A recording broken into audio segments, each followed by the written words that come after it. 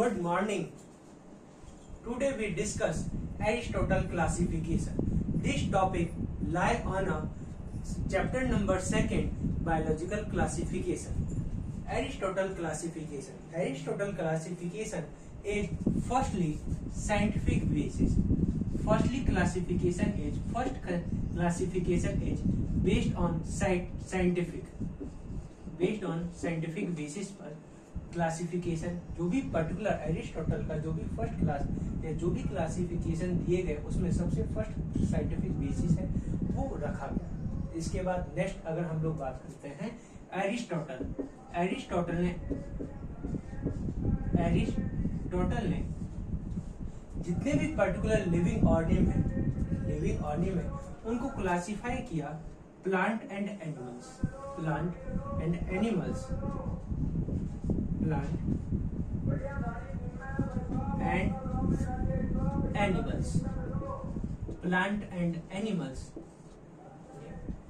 And plant is divided on another 3 types. First one is herbs, next is shrubs, and third one is a tree. जो भी particular Aristotle ने जो भी classification दिया वो scientific basis पे था, और साइंटिफिक बेसिस के होने का जो भी एरिस्टोटल है प्लांट्स को फर्दर क्लासिफाई किया on the basis of morphological characters. On the basis of जो भी प्लांट्स को इन्होंने 3 टाइप में डिवाइड किया, herbs, shrubs and tree, on the basis of morphological character.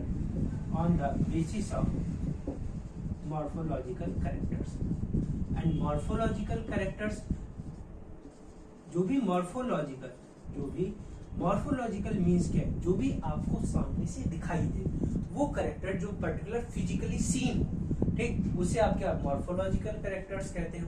और जो भी प्लांट्स है और जो भी पर्टिकुलर प्लांट्स है वो आपको सामने चीजें दिखाई देती हैं, और उसी के बेसिस पे उन्होंने क्या जो भी प्लांट्स है हर्ब्स, श्रब्स और ट्री में क्लासिफाई किया। और मेनली अगर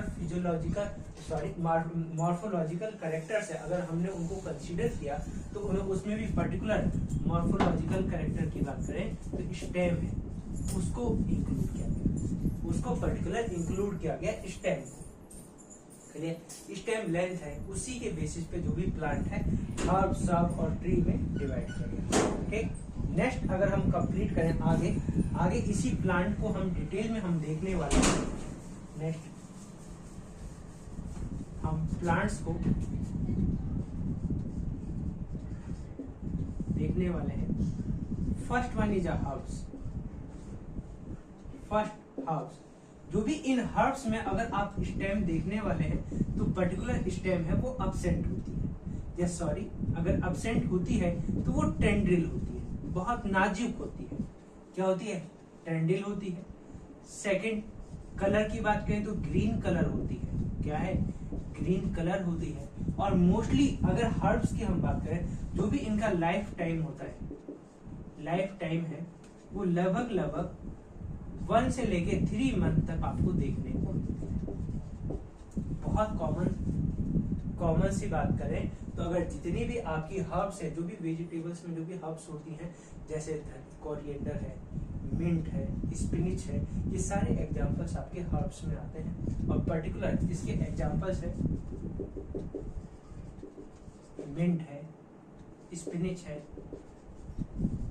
ठीक, स्पिनिच, कोरिएंडर, ठीक, ये एग्जांपल्स इसमें लिए जाते हैं कि पर्टिकुलर जो भी स्टेम है वो टेंड्रिल है, बहुत नाजुक है। ठीक, उसके बाद कलर है, ग्रीन कलर है, और मे बी समटाइम ये फोटोसिंथेटिक भी होता है। ठीक, ग्रीन कलर होने का ये फोटोसिंथेसिस पे, और इनके लाइफ टाइम क्या 1 से लेके 3 मंथ तक होता है। ठीक, ये आपको किसमें हर्ब्स में इन्होंने दिया। नेक्स्ट हम लोग कंप्लीट करते हैं,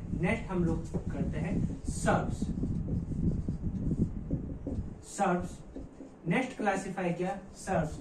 पर्टिकुलर इसमें स्टेम आपको देखने को मिलती है, और पर्टिकुलर इनकी हाइट है वो पर्टिकुलर, अगर मैं हाइट की बात करूं तो 2 से लेके 4 या 5 फीट तक आपको देखने को मिलती है।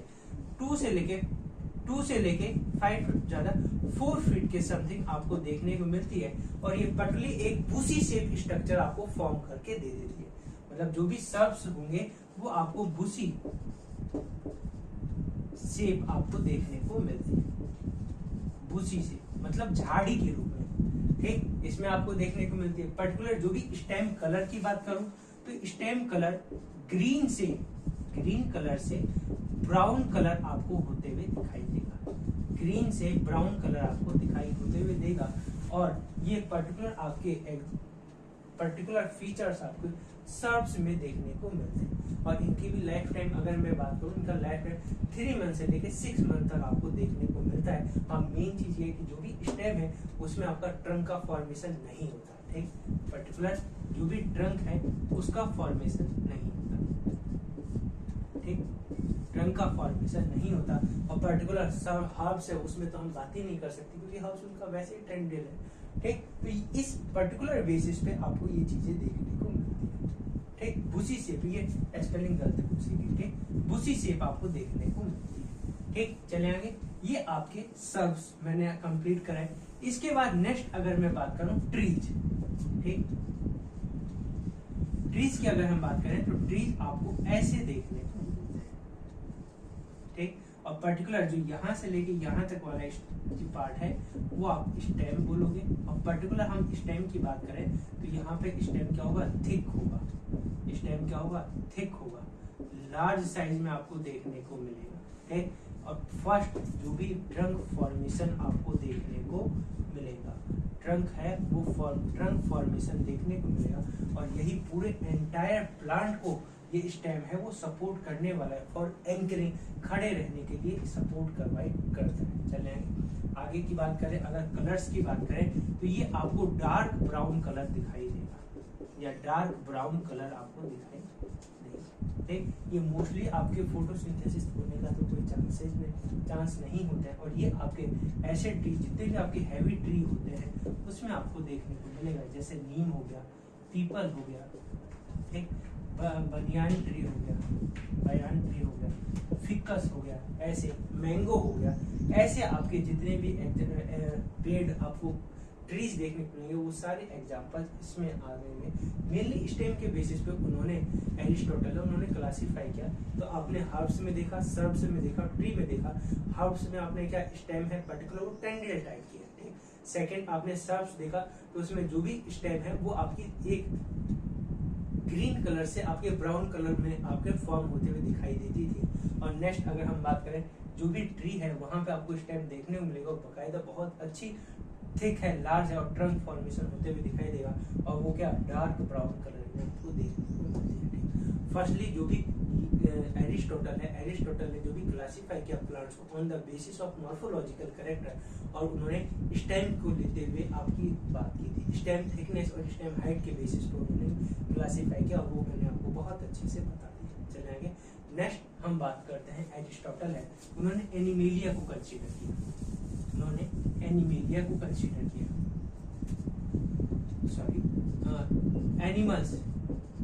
एनिमल्स को उन्होंने किया।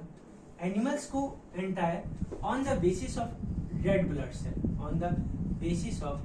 Blood cells, okay. या पर्टिकुलर उनमें रेड ब्लड है तो उनको पर्टिकुलर एक कैटेगरी का नाम देगा, जिनमें नहीं है उनको एक और नाम देगा। चले आगे, और इनेमा, इसी को हम लोग बोलते हैं इनेमा और इनेमा, ठीक। पर्टिकुलर ऐसे लिविंग ऑर्गेनिज्म जिसमें रेड ब्लड क्या होता है, अब्सेंट होता है।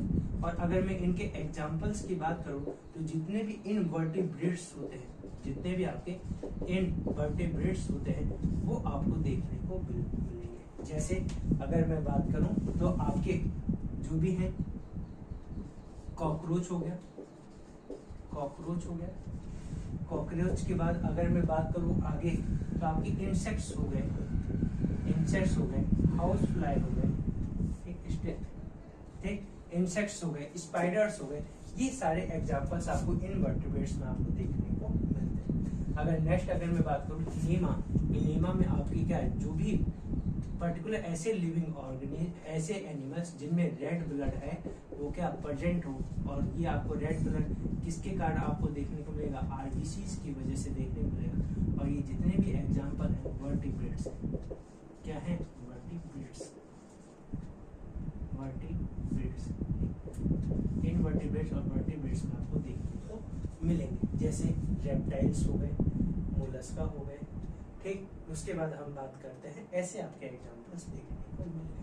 चलिए मैमल्स भी हो गए, ठीक। तो आपके मैंने आज आपको बताया एरिस्टोटल क्लासिफिकेशन। एरिस्टोटल क्लासिफिकेशन में एक फर्स्टली क्लासिफिकेशन था जो साइंटिफिक बेसिस पे आपको देखने को मिला। इन्होंने प्लांट्स को on the basis of stem length के हिसाब से इन्होंने डिवाइड किया, और उसको हर्ब्स, सब्स और ट्री में डिवाइड किया। और सेकंड है एनिमल्स है, वो रेड ब्लड सेल के ऊपर बेसिस पे किया, ठीक। एनीमा रेड ब्लड है वो अब्सेंट है। आप दूसरी तरीके से ऐसे भी देख सकते हो, रेड ब्लड अब्सेंट है, ठीक। तो ए से अब्सेंट और ए बी से ये अब्सेंट, ठीक। यहाँ से आप बना सकते हैं, ठीक। और ये सारी चीजें आपके इनवर्टिब्रेट्स में आपको देखने को मिलती है, ठीक। अगर नेक्स्ट हम बात करें रेड ब्लड सेल्स जो पर्टिकुलर प्रेजेंट है इनेमा, इनेमा उसमें आपको क्या वर्टिब्रेट्स आ गए, जैसे स्नेक हो गया, फ्रॉग हो गया, ऐसे एग्जांपल्स आपको देखने को मिलते हैं। चलिए आज हमने कंप्लीट किया एरिस्टोटल क्लासिफिकेशन। आई होप, मुझे ऐसा लगता है कि मैंने आपको बहुत अच्छे से बताया। अगर इसके बाद भी अगर कुछ कमी रह गई हो तो आप कमेंट में जरूर बताइएगा, मैं अगली क्लास में मैं आपको बिल्कुल बताने की कोशिश करूँगा, ठीक। या आप कमेंट करिए, मैं वहीं